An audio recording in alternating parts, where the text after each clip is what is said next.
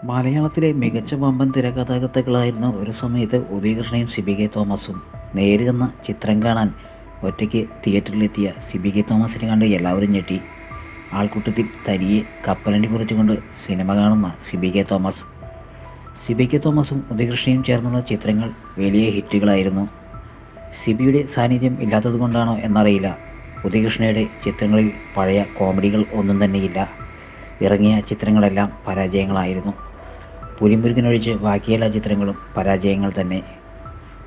ഒരു കാലത്ത് കയ്യടിയേറ്റ് വാങ്ങിയ ഉദയകൃഷ്ണ സിബി കെ തോമസ് ചിത്രങ്ങൾ ഇപ്പോൾ ഉദയകൃഷ്ണയുടെ ചിത്രങ്ങൾ തിയേറ്ററിൽ കൂക്കുവിളികളാണ് ഏറ്റുവാങ്ങുന്നത്. നേരെ എന്ന ചിത്രം കാണാൻ തിയേറ്ററിലെത്തിയ സിബി കെ തോമസ് നല്ല അഭിപ്രായമാണ് പടത്തെക്കുറിച്ച് പറഞ്ഞത്.